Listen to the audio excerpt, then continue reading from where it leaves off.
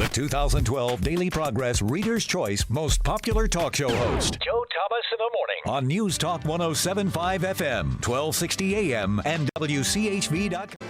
7-Eleven, and joining us now on the entitlementsdestroylives.com guest hotline is Dr. Zuhdi Jasser, author of The Battle for the Soul of Islam and the founder of the American Islamic Forum for Democracy. And he is our go-to person when it comes to matters of this. I know we spoke to Dr. Tawfiq Hamid as well on this, but as the Egyptian crisis continues to evolve, and now our president is reaching out to allies like the United Arab Emirates and Qatar for advice on what to do about Egypt. Dr. Zuhdi Jasser, welcome back to Joe Thomas in the Morning. How are you doing this morning, sir? Great. It's good to be with you again, Joe.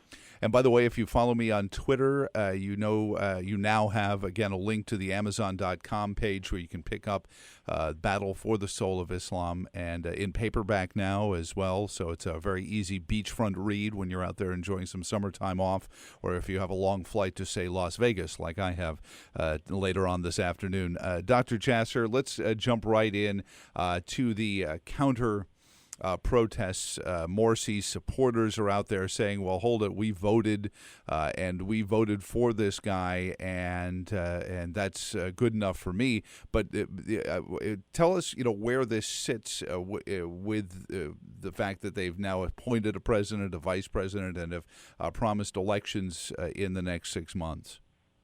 Well, it's basically, in a transition. Clearly, what has happened right now is not very democratic, but at the end of the day, you had 10 to 20 million people that went to the streets. You had 33 million sign a petition to remove President Morsi because he really did nothing democratic. And now the counter-protests are at the most are 10 to 15,000, they're saying. So, it's hardly proportional. They're stoking violence. The Brotherhood, per their routine, they know how to become victims, and they know how to create chaos and become grievance mongers, and that's really what they're doing, is trying to stoke violence so that they can raise the number of their quote-unquote martyrs and say that they're victims of the autocrats, when in fact Morsi's 12 months have proven in every realm that he didn't want to use democracy. He fiated in this constitution. All of this movement against him started in November when he declared himself immune to judicial review. And the people really had no balance of power in which they could impeach him, and they had no parliament left. Right. They had no voice. They had no redress of grievances, to borrow from our July 4th celebrations and our own Constitution. Let me ask, is this profound as it comes to our debate about the Muslim Brotherhood versus the Islamic faith, and that the Islamic faith is just one of the world's religions is perfectly fine. The Muslim Brotherhood as a governing body that seeks to manipulate that faith to gain power, as other religions have done in the years prior to the founding of this country through Europe. We watched it happen over and over again. Is at least now exposed as the theocracy that everyone predicted it would be, and now we can have this discussion legitimately and logically? Absolutely. This is a major tipping point. The Brotherhood's not going away because, their core ideology of mixing Islam with politics and government and using Sharia law and government, that still needs reform. What we do at the American Islamic Forum, believing in the separation of mosque and state, a lot of these ideas still have to be brought to fruition. However, for those who believe that, it's in the DNA of Muslims to be run by theocrats, and that being Muslim means you'd vote for the Muslim Brotherhood, you basically proved that the majority, the massive, largest demonstrations in humanity, they're saying what Jamal Abdel Nasser and Sadat and Mubarak couldn't do to the Brotherhood. The Brotherhood itself did to itself through Morsi, by motivating Muslims and non-Muslims alike. The majority of Egyptians, over 90%, are Muslim, and those who were in the streets were 90% Muslim, and many Christians also. And they showed that they don't want to live under a government ruled by Morsi and the Brotherhood and their Sharia ideology.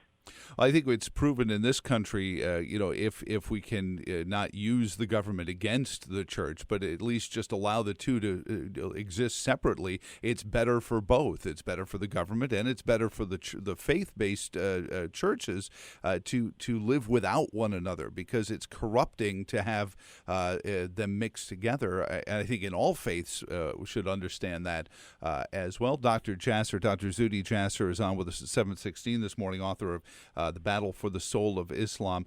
Is that something that's getting covered enough in your view in the mainstream media? And I admit that epithet sometimes gets overused, but in the national news networks and the national conversation over what's going on in Egypt, is the fact that this is Muslims and non-Muslims all rising together to say that this theocratic government isn't working, is it getting enough play nationally? It really isn't, and it's very upsetting to me, because what happens is, and this is because a lot of the media advisors in America and in the West, and a lot of the government advisors are part of the Muslim Brotherhood legacy group. So they're going to blame Morsi, they're going to blame their party apparatus, but they're not going to blame the ideology. So as a result, they don't want to cover that. President Obama has basically, in his speech in Cairo and on, made it clear that he was going to side. Claim he was not going to take sides, and even the White House's statement 2 days ago was that we don't take sides within political arguments within countries, which is just patently absurd. I mean, to say that we don't take sides means that would say that we've never had a policy against communist parties or against national socialist fascist parties. Sure we do, but he just doesn't want to take a side here, and unfortunately it's made us more and more irrelevant. The Egyptian people have more and more seen us as supporting terrorism, which they equate with the Muslim Brotherhood. The Brotherhood put in governors in Luxor and other major tourism areas that were Jamaat Islami or terrorist group leaders. So they're rejecting the Brotherhood and America. Both sides of the people not only against Morsi, but the Brotherhood themselves have been pushing anti-American themes, because we've become everybody's scapegoat because we've not had any leadership. And the question is, how are they going to thread this needle? The people are saying they're anti-Brotherhood, but, we have to be careful that they not slip back into the Mubarak era, which you had secular autocrats legitimize their existence by being anti-Islamist. And these two fascists, as we've talked about the dichotomy in the Middle East, and I talk in my book, that, Muslims and non-Muslims alike in the Middle East aren't destined to be run by one of two fascists, either theocrats or non-theocrats. And threading the needle will be transitioning over the next 6 months to a year or 2 years into beginning to build institutions based in real liberty, and maybe a republic with a better constitution that's more pluralistic and brings in all parties. And maybe the opposition now can begin to unite against both of those forces that the United States has not been clear about. Dr. Zuhdi Jasser, author of The Battle for the Soul of Islam. Can we hang on to you for a moment? We have to run to a quick break here. I want to talk about the role the U.S. should be and isn't playing right now in all the Middle East. Can we hang on to you for a moment? Sure. All right. Dr. Zuhdi Jasser on with us this morning on Joe Thomas. Visiting with the author of The Battle for the Soul of Islam, Dr. Zuhdi Jasser on Joe Thomas in the morning. Dr. Jasser, thanks for hanging on the line. I wanted to go into the American experience. I mean, technically, as a country tries to build a free society, we should be the go-to guys when it comes to, hey, how do we do this? What kind of constitution should we build to guarantee that the people's God-given rights are protected? We should be the great shining city on the hill bearing that example. Why aren't we, in your opinion?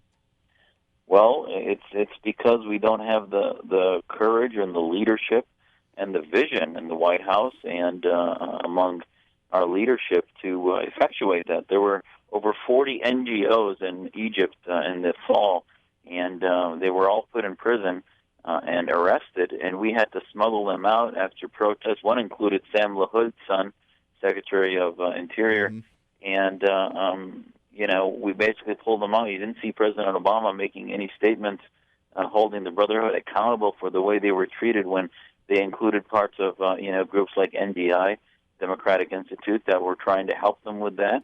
One guy stayed back, and a month ago he said he was going to go to trial to stand with the Egyptians, and they took him to trial, the Brotherhood's judges, and they convicted him to 2 years. And he then, as an American, he then left and said, boy, I can't believe he was so upset with the State Department and the White House. And here you have NGOs that would be teaching these ideas that were abandoned. And so not only are we not doing it, the organizations in America that would have this know-how to help them on how to have a constitution with balance of powers, separation of powers, how would you have an establishment clause? Would it be possible, rather than have the Brotherhood develop their constitutions in a vacuum and marginalize the Coptic Christians and women's groups, etc.? We just did not play a role. President Obama, as you and I have talked about before, Joe, needs to have a doctrine in the Middle East. He does not. Ideally, we've called it a liberty doctrine. If he had such a doctrine, it would dictate and it would show the agenda that he would have in countries like Egypt, and how we could have a policy where a year ago when the Brotherhood came to power, we were calling for defunding them, and now that they're doing the right thing, we should be doing the opposite. Instead of saying, well, it's a coup, we may have to stop funding, say, wait a minute, this is a course correction for democracy. Let's help them keep moving in the right direction and not let them fail. Well, and certainly I think, a doctrine also that deals with our allies in the Middle East, so that, their economies are vibrant as well, even places where it's a much more traditional, whether it's an emir or other systems in these Middle Eastern countries, so that the economies aren't so balkanized and stratified as you see, that lends fertile breeding ground to supporters of the Muslim Brotherhood, Al Qaeda, Jamal Islamia, and those organizations seem to bear fruit both on the college campuses in some cases, but also in the impoverished areas of some of these countries. Yeah, and in the past few days, you saw, and now some of the Arab autocrats congratulated the new president and prime minister of Egypt, and they are coming now to help their economies, UAE and Saudi and others.